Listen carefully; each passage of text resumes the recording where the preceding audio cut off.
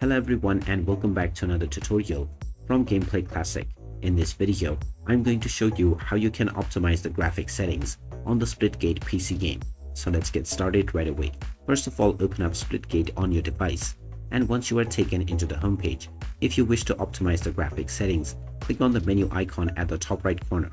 Now from menu, click on settings, and now within the settings page, make sure that you are within the video tab. Now make sure full screen and the correct resolution for your monitor is selected, and the resolution scale should first be kept at 100. If you notice any screen tears within your gameplay, make sure that VSync is also enabled and set the frame rate limit at your monitor's appropriate one or the highest possible.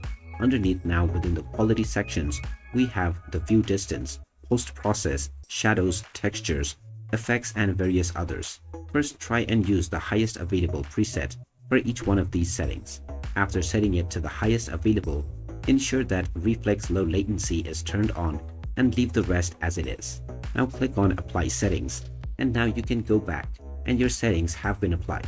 You can now play your game and see how your settings pan out. If you notice any performance issues, then you can go back into your graphics settings page and try reducing the resolution scale first.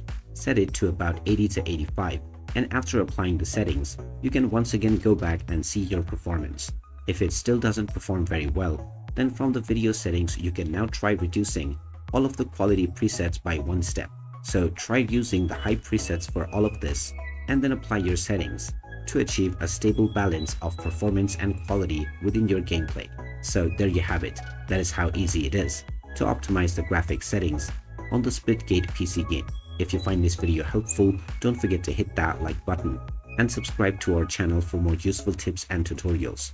Thanks for watching, and I will see you again in the next one.